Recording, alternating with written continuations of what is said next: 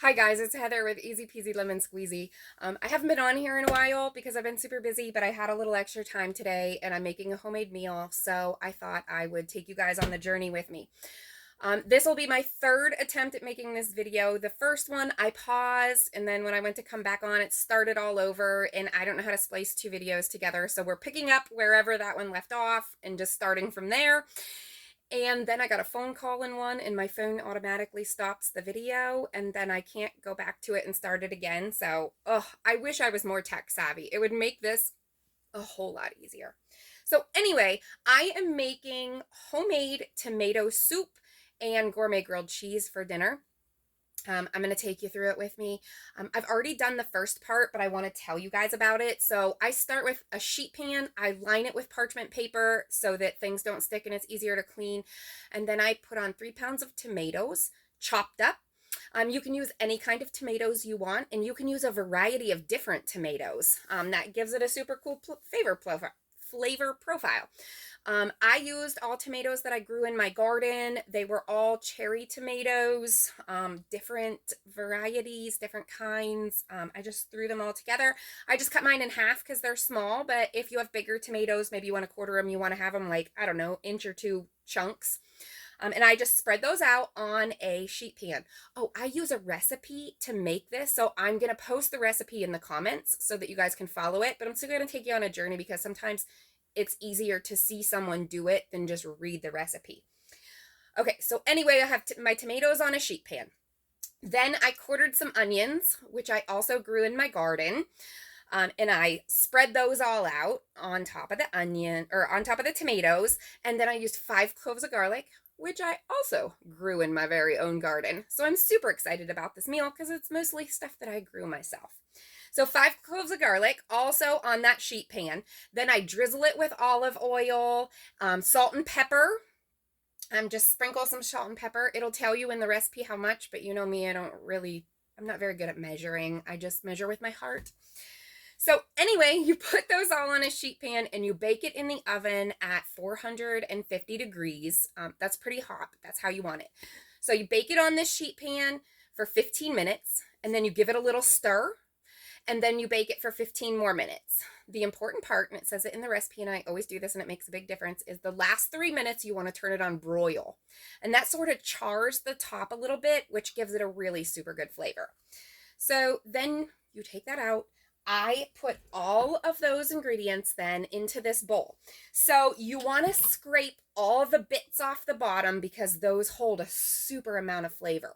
So you make sure you get everything into the bowl. So the recipe, the lady who made this, she puts it in a Vitamix blender, like in a blender and just blends it all together. But I don't have a big blender. I just have a NutriBullet and I'd have to do it in batches. Ain't nobody got time for that. So I just use my immersion blender. This doodad right here. So I just put it in this bowl and I use the immersion blender and blends it all up. So it's kind of thick at this point. This is what it looks like. It's kind of more like a tomato paste. But that's how we want it at this point in the game. Then I set that aside. We're going to turn my burner, if I can get the right one on here. We're going to turn the burner on to medium-high heat. We're going to throw in 2 tablespoons of butter. So my daughter Natalie discovered this recipe, and it is called the best tomato soup ever or something like that, and it lives up to its name. It really is the best tomato soup ever. She made it and she sent it to me. She was like, you have to try this. It's so awesome. And she's right. It is super delicious. So this is how I always make my tomato soup. And if I have like a whole bunch of tomatoes from the garden, tomatoes don't stay good very long. It's not like you can cure them and keep them like you can onions and garlic. So when I get a whole bunch of tomatoes from the garlic, I'll just keep making batches and batches and batches of tomato soup. And then I will store it in jars in the freezer. So all winter long, whenever we want tomato soup, I just pull a jar of homemade tomato soup out and I'm good to go. So I don't have to go through this whole process every time I want it. I just do big batches at one time and then freeze them.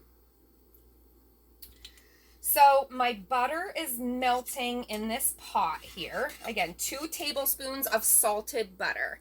I'm going to add in there 2 tablespoons of flour. And you want to kind of sprinkle it around in this butter. And then you want to stir this with a whisk. And you want to stir it continuously so it doesn't burn. But you want to just cook it for a minute or so until the flour starts to brown up a little bit.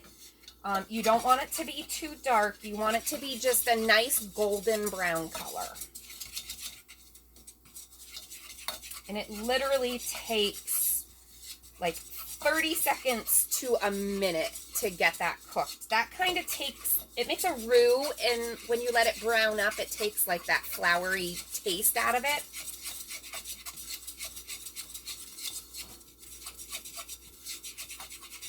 You just want to make sure you continue to whisk it. And then to this roux, we're going to add a quart of chicken stock. Now, in one of my earlier videos, I showed y'all how to make homemade chicken stock. So this is homemade right out of my freezer. I took it out, thawed it. So homemade chicken stock I'm using in my homemade tomato soup with all the vegetables I grew in my garden. I'm so stoked about this. I love growing my own food and making homemade food. It makes me so happy.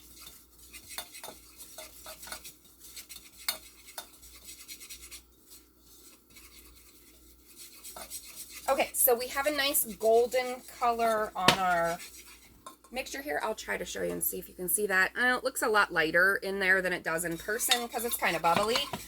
But we have a nice golden color on our butter flour roux here. So I'm going to go ahead and add this chicken stock. And I'm going to add it kind of slow and whisk it the entire time so that it doesn't make lumps. That chicken stock looks so good. And now to that mixture, I'm going to add a tablespoon of sugar. I know that sounds kind of crazy, but I'm telling you, it takes this tomato soup to the next level. It's so good. All right, so we want to stir that around a little bit just until the sugar melts.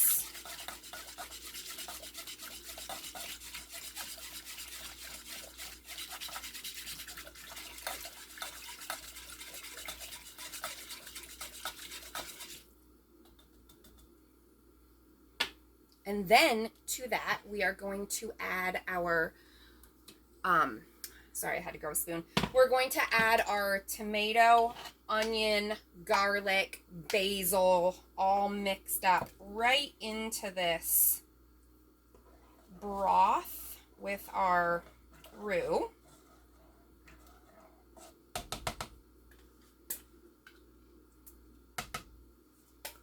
Now, the recipe says it's optional. You can add like a half a cup of heavy cream to this if you want more of like a creamy kind of soup. I find that it works well without adding that, but I mean, that is all personal preference. That little bit of flour and butter roux mixture thickens it up nicely. You have the thinness from the broth. I'm telling you, it just makes such a nice consistency.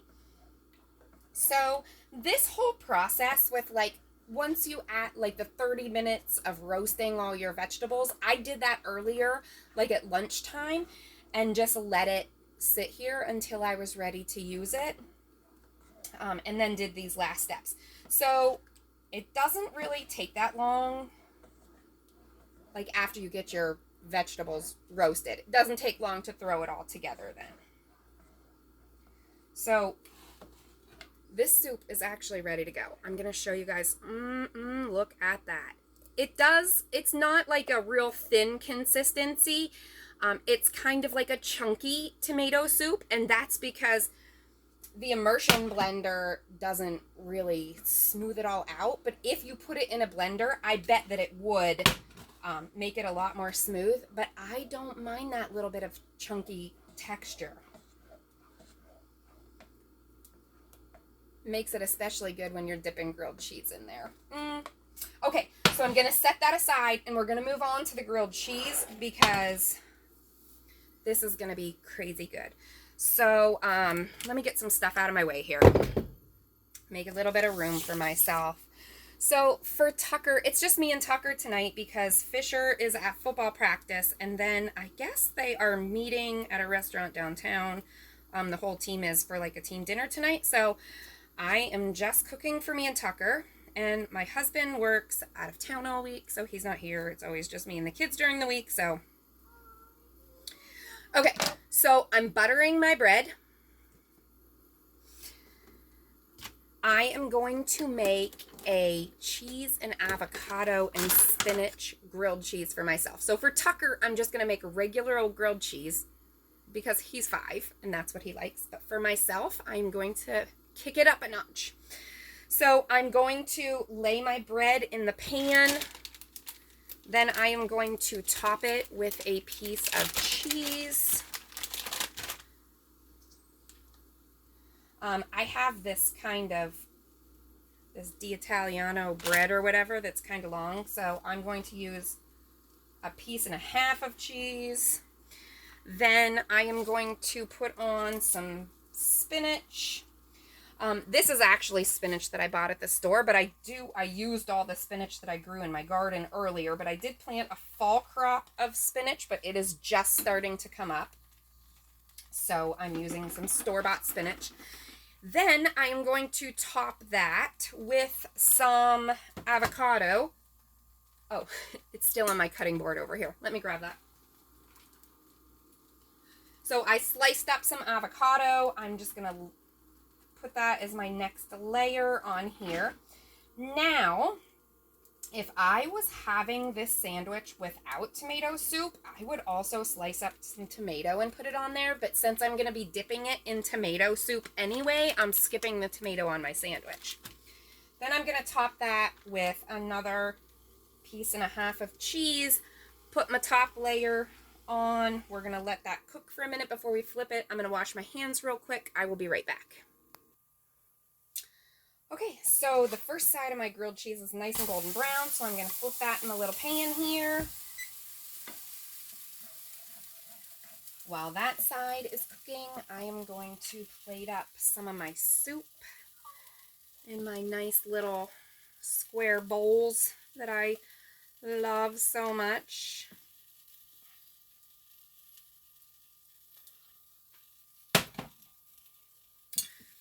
So there's what it looks like. Oh, it's so yummy. It has a nice thick, chunky consistency. I think it is delightful. And then once this grilled cheese browns up, we'll plate that, cut it in half. I'll let you guys see that. So my other little tip, so for Tucker's grilled cheese, I will just put some cheese in there and brown it on both sides, but I always cut it like this, into sticks, instead of just cutting it in half, so that way he can just dunk it, take a bite, and it's less messy, and it's easier for him to eat. It's my simple little toddler, preschooler. I guess now he's a kindergartner. He starts kindergarten tomorrow. So I have one starting kindergarten tomorrow, one starting his junior year tomorrow. It's very hard having kids that far apart because time constraints on everything. So, like, for example, Fisher is going to need picked up tonight after this team dinner thing, but it's going to be Tucker's bedtime. So I don't know how I'm going to pull that off, and I don't want to keep him up late on his very first day of school. So I'm not sure how I'm going to juggle that. Hopefully there will be a coach or a mom that would be willing to give Fisher a ride home and help me out there. I know it's kind of a pain because we live in the middle of nowhere, but I don't know what else to do. I don't have a solution for it. So here's my gourmet grilled cheese with cheese and avocado and spinach in there. So that healths it up a little bit. You get lots of iron and folic acid from the spinach. You get healthy fats and lots of fiber from the avocado.